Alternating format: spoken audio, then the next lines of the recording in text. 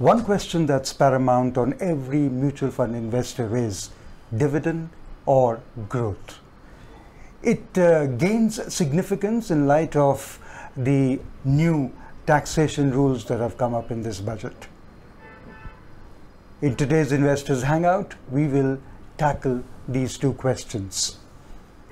This episode is brought to you by Aditya Birla Sun Life Mutual Fund and Value Research.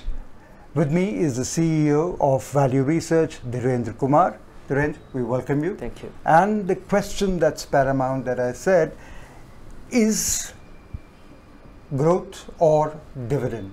And particularly so in light of the LTCG and the DDT that on equity funds that we're talking about these days. What should an investor be doing? Investing in dividend and dividend reinvestment plans? It always made sense when you were investing in equity because it is a gradual accumulation vehicle. One should not have been investing in dividend plans or dividend reinvestment plans. But investors, for some historic reason, one is that investors feel happy when they get some periodic dividend. They think that their investment is working, it's performing. If you get some dividend, that's one.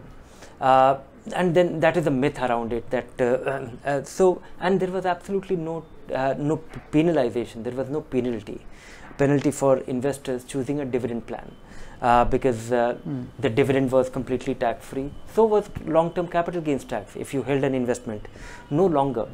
It's a very important question, and it is a very important issue which every investor should address it right away, because today investing in dividend option or investing in the dividend distribution, reinvestment option, it will hurt your interest, because the moment you get the dividend, even if you don't need the money will get reduced by 10%. So your investment is in equity for many years. It's a long-term investment. You are investing in equity for 10 years, 15 years, 5 years, whatever be the period. And any periodic dividend that you get, that will get reduced by 10% because 10% dividend distribution tax is applicable on all dividend payments, which was not so far. It will hurt your interest. Your dividend payout gets reduced. So investors should work hard to make sure that they are not investing in the dividend plans. They are not investing in the dividend distribution plan. They should be investing in the growth plan. And you should take your money out because these are open-end funds. You can choose the time and amount of money that you need, how much money you need, and when do you want it. You can take it out anytime. And when you withdraw partially from a mutual fund, it is very convenient. One is that you can actually do a programmed instructions. You can give a standing instruction that at a certain, that is called, it is a reverse of SIP, which is systematic withdrawal plan. But even if it is not systematic, even if it is ad hoc, even if it is less periodic, even if it is an annual thing, or once in a while you need a part of your money, you don't need it in the form of a dividend.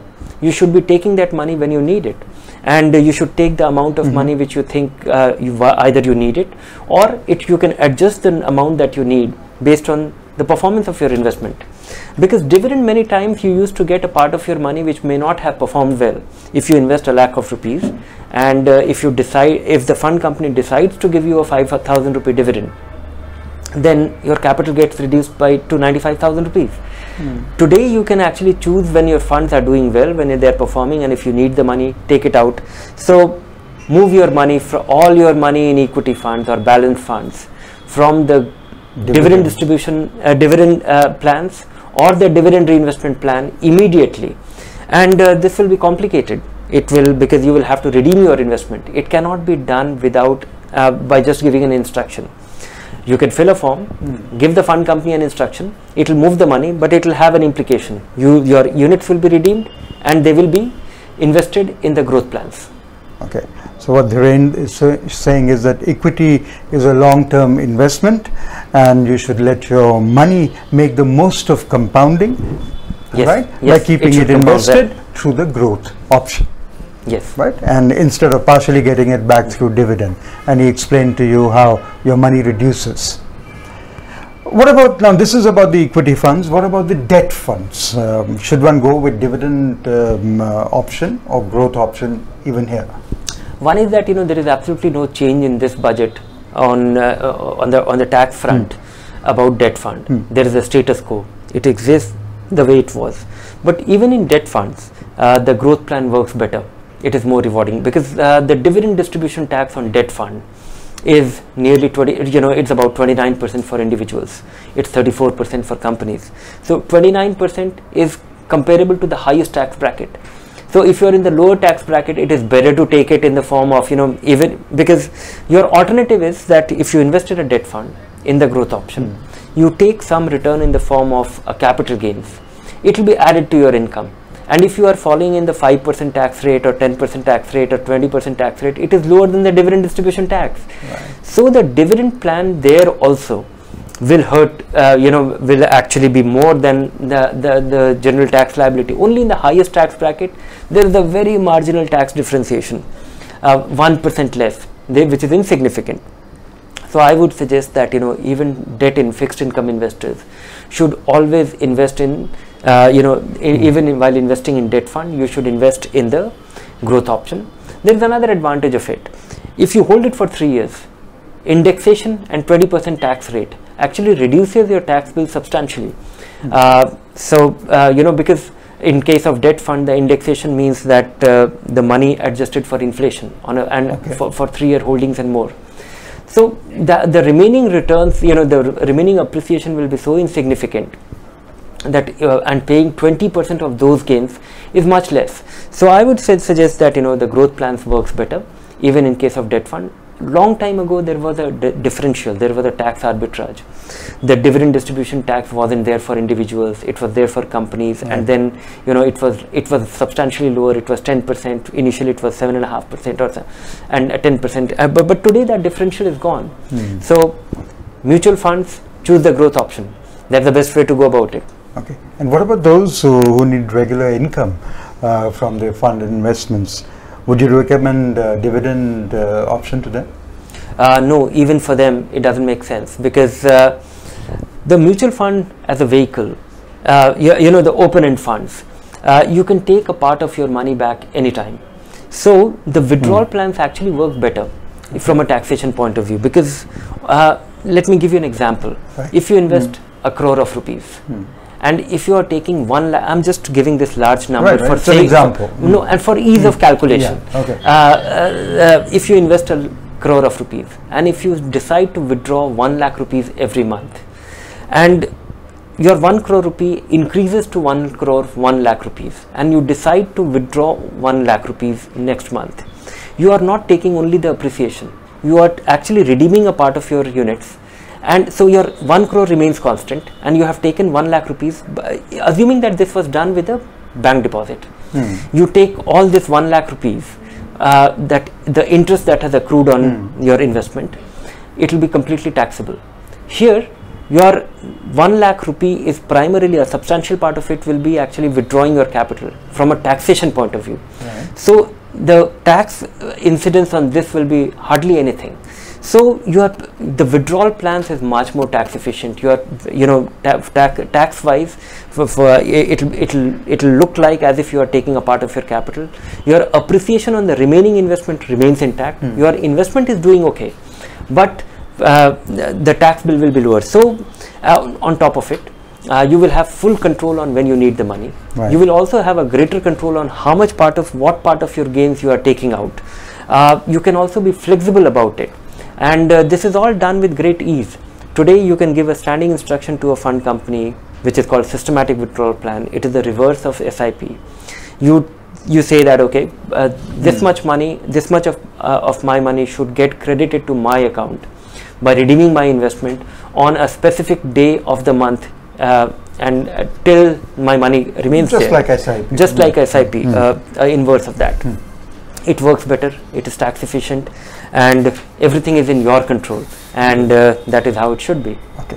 What Dhirendra is saying is, please keep it simple, go for growth option, and put in place a systematic withdrawal plan for if you need steady income stream. Okay, so this was growth or dividend we have answered for you. We go on to the Q&A part of it, and the first question is from Prakash Chand. Now he's also asked a similar question, Dhiren. I've opted for dividend option in a tax saving mutual fund. Can I change it to growth option? If yes, will it be treated as a sale of old units and purchase of the new one? No, first and foremost, you can't do it till the lock-in period expires, because 3-year lock-in period applies and is applied stringently. Okay.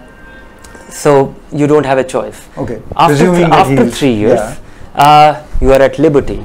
Maybe, you know, take your and all the change from dividend option to growth option will amount to redeeming your investment in an open-end fund, or in case of a tax saving fund after the lock-in period will amount to redeeming your investment and investing again. If you do it in your tax saving fund, move from dividend option to growth option after 3 years, then the new lock-in will apply once again. Yeah. It will be locked in, and it can well be considered as that year's tax saving investment, but the 3-year lock-in will apply on the tax saving fund thereafter. Okay. And we have BK Chaturvedi asking us, under what circumstances would a dividend reinvestment option be beneficial? Under no circumstances dividend reinvestment option can be beneficial. In fact, it is injurious. Because it is dividend reinvestment. Any which way it's going to be? No way it is going. It will hurt your interest. Okay. I'll tell you why. In fact, it is. In fact, dividend. There can still be logic that okay, you want to remain passive, and okay, this is the kind of tax liability, and the dividend is tax free 10%.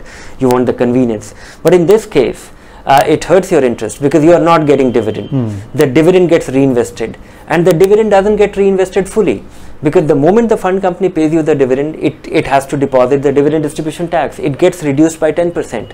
So assuming that you have invested whatever amount and 100 rupee of dividend is paid by the fund company, only 90 rupee will get reinvested and 10 rupee will be paid as by way of dividend the dividend distribution tax. Okay. So your 10 rupee dividend doesn't get reinvested, and only 9 rupee gets reinvested. So move your money from dividend reinvestment plan. At least stop reinvesting it, and this can be done. You know, you can choose to, because this is a non-financial transaction. You can tell a fund company that you don't want dividend reinvestment anymore. You want your dividend given to you. This is possible without any tax implication. But what I would suggest, for if it is going to be an accumulation vehicle, then move your money to the growth plan. Okay. Growth is a buzzword. Okay. Subramaniam says, does the dividend declared and added to dividend reinvestment option also subject to dividend distribution tax? Yes, because it's real dividend, and you have chosen to reinvest in the fund, so it is subject to dividend distribution tax. And in the earlier question, we answered that it is particularly no way it benefits you. Move your money to the growth plan. This will hurt your interest. Okay. Venkat Krishnan says, which is better, an arbitrage fund or an equity income fund for short-term goals for less than 3 years? Should I invest through SIP or lump sum? Both these vehicles, they are different kind of funds. Arbitrage fund, I would say that they are somewhat like a liquid fund, except that tax treatment will be like that of an equity. So if your investment time frame is between 1 and 3 years, then maybe arbitrage works better than a liquid fund, because it will be subject to 10% tax rate only. Whatever be the appreciation, pay 10% of the gains and you are done. In case of liquid fund, if it is going to be 1 to 3 years, all the gains will be added to your income. If you are in the higher tax bracket, 30% or 20%, then it will be, and I don't visualize that arbitrage funds are likely to give any more return than liquid funds. Given the amount of money that has flowed in, and arbitrage by its very nature is self-cannibalizing. So short-term parking vehicle, these are the vehicles, liquid funds or ultra short-term bond fund, or maybe a short-term bond fund. Equity income fund is a conservative allocation. A third of this money is getting invested in equity, and a third of this money is getting invested in arbitrage opportunity, and another third is getting invested in fixed income, and tax treatment is like that of an equity. So from that standpoint, I would say that it's a different vehicle. It is a vehicle to optimize return. If your time frame is 3 years and less, I would say consider short-term bond fund, even arbitrage fund as a conservative vehicle for a more tax efficient vehicle. Equity income fund might translate into, in the worst case scenario, can also translate into zero return for you. Okay. Moving on, Mukesh says, I'm a senior citizen relying on FD interest for day-to-day expenses. Is it advisable to switch to balanced funds? They're very different. Balanced fund is almost like an equity fund. Just 2/3 of the money is invested in equity.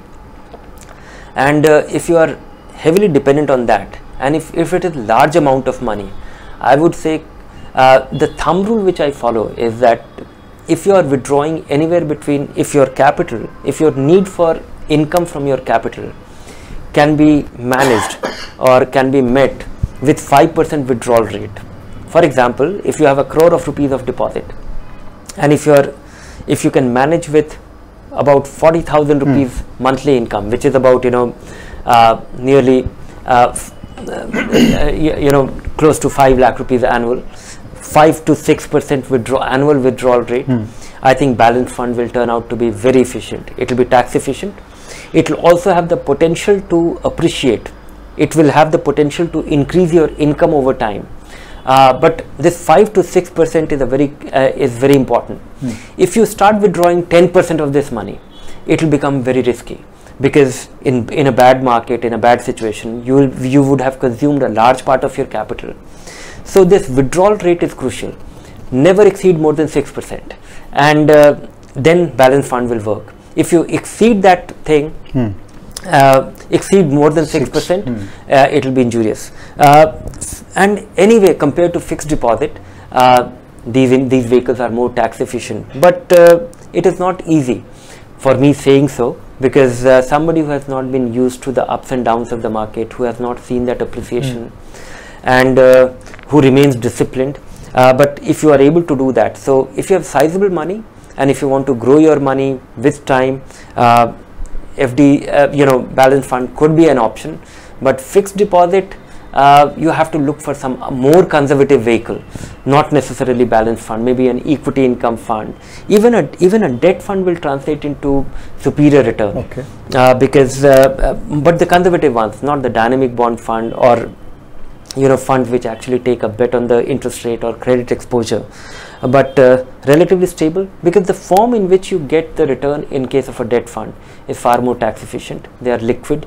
They are also able to diversify the risk. When I'm looking at the changing risk complexion of the fixed deposit investor, the way the banks are conducting themselves, the kind of risk one is exposed to, but one is not acknowledging it. Mutual funds actually present you an opportunity to diversify your risk, where all your money will not be exposed to some bad credit happens. Okay. We have this question from Ramesh. He says some funds are holding up cash awaiting trade war results. Should I do the same? I really wonder some fund is doing it and they will succeed. I have seen in the last 25-26 years that fund managers who have attempted to time either a trade war or waiting a correction or waiting a overheated market, nobody has been able to call it right. They lose patience. Sometimes they are right, but many a times they are also wrong. Sometimes if you are right after 2-3 years, you have lost a big opportunity too, waiting for that correction which happens, but meanwhile you have remained 30% cash. And as an individual, so professional managers fail in calling the market. You don't attempt that. And you always say one should not be timing the market. One should not be timing that, and professional managers fail in doing so. Right. So individuals should not even think of doing it. And in fact, that turns out to be one of the biggest advantage of an individual investor. Your ability to average investments over time with ups and downs. That itself contributes heavily to your relative well-being as compared to many funds. Right. If you look at long-term performance of if you look at 10-year point-to-point return over time as compared to 10-year SIP return for most investors, the way we actually invest, it turns out to be far greater for that regular investor than the person who has attempted it. Let's move on.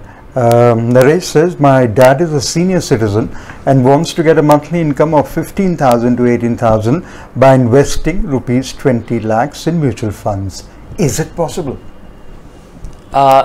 It is possible, but it will come with a lot of ups and downs. And this 15,000 rupees, just think of it in a very, doing the basic maths. 15,000 rupees is 1.8 lakh rupees per annum. And on 20 lakh rupees capital, this translates into a 9% return. Earning 9% return from mutual fund, from a relatively conservative mutual fund, maybe the mutual fund, the MIPs, monthly income plans, the growth option, and a withdrawal rate of 9% might, most funds will actually produce this kind of, would have produced this kind of return over the last 8-10 years. But sometimes they won't. So it is possible.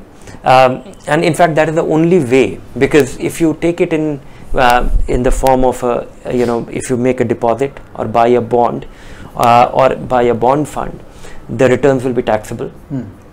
It will be treated as income in case of fixed deposit and bonds. It may be converted into a capital gains if you invest in a bond fund, but it will not produce, these returns. There is also, you will also have one more need, that if you are earning 9%, and the capital also needs to grow, because if your father needs to earn 15,000 a month this year, then next year his need will be 16,000 rupees with rising inflation. So the capital also needs to grow. So for that he will have to assume a slightly higher risk. Maybe the equity income funds, which invest a third of that, and mounting and in the initial years have a lower withdrawal rate, maybe a 8% withdrawal rate. So that will be about 14,000 rupees a month. It will translate into close to 14,000 rupees a month. And after that, as your capital grows, over time, maybe revise it every 2 years. That way, and that is actually that's the only solution for ensuring inflation adjusted income for senior citizens. Maya Shankar writes, what do mutual fund houses do with the dividend received from the shares they hold? Do they purchase some more shares of the company they already have, or invest in some different companies? They get money. Mutual fund companies are getting money from 3 sources all the time, and they invest in the best ideas that prevail, the best ideas that exist then. Mutual fund companies are getting money from new investors. They are getting money by booking profit on their existing investments, and they are getting money from any dividend which any of their existing investments might be giving. So all this money, assuming that in the evening and after adjusting it for all the redemption that any investor would have requested, all that money gets into the best idea that is in the mind of from a view of a fund manager. It could be an existing company, it could be a new position, it could be a small position in the portfolio. So depends his priority. Okay. I have rupees 25 lakhs invested in short-term debt fund, writes Anoop, and I plan to withdraw 8% of the principal every year. Will I be liable to pay short-term capital gains tax on the whole withdrawal of 8%? No, that is the beauty of mutual fund. Your 8% withdrawal rate, if you are actually taking the money out in the form of a withdrawal, assuming you have invested 1 crore of rupees and you take out 8 lakh rupees in a year, then a good part of this withdrawal is taking your capital only on the units that you will be redeeming worth 8 lakh rupees. The gain component on those units will be liable for short-term capital gains. Right. So, because you are taking your capital back, it's not a gain. Because remaining money, which is the 2 lakh rupees which remains invested, the appreciation on that remains with those units, because the accounting of mutual fund is done like this. You are taking the units back, you are redeeming your units, you are taking the accounting unit is accounting form of a mutual fund is unit. So you are redeeming, so of this 8 lakh rupees, you have taken a part of your, you have redeemed your units.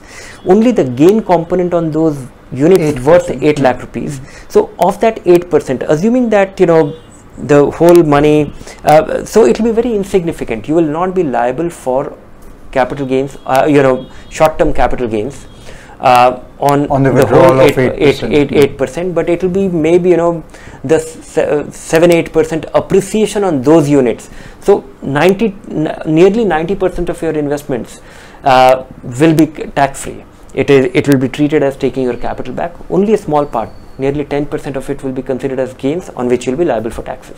Okay. Last question of today's episode.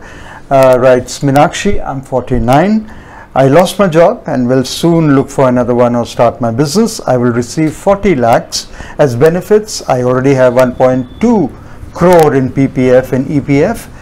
How can I generate a monthly income of rupees 50,000 for my expenses and another 40,000 for my SIPs? Is it advisable to withdraw PPF? Yes, it is advisable to withdraw PPF if you are going to be disciplined. If you take your money out from PPF and EPF and invest for the long term, and your income requirement is very small. If I look at this capital of 1.2 crore and 40 lakh rupees additional that she'll be getting, so you will end up with 1.6 crore. If this is your corpus, assuming that this is your retirement corpus, and you derive income from it, and your income requirement is 50,000 rupees a month, which is about 6 lakh rupees a year, which is insignificant. Is about 4%, close to 4% of your 1.4. Of 1.6 crore. So this is nothing much. 4% is a 4% withdrawal rate is a very safe withdrawal rate, and it's a good idea. And this will also ensure that next year, instead of 50,000 rupees a month, you need 55,000 rupees a month. You will have the capital. At least every 2-3 years, you can revise your income from this investment. So your capital grows, your income grows, and if you don't do it, your money remains constant. It will just barely be matching inflation, and if you consume all the returns on your investment, your capital remains constant, which is not a good idea. Okay. Thank you so much, Dhiren. Thank you for answering all the queries of our viewers. That's all we have in today's program. Till we meet next time, remember, Dhiren said growth is what you have to look at. Take care of the great growth option of mutual funds is what you have to look at. That's all. Stay invested. Goodbye for now.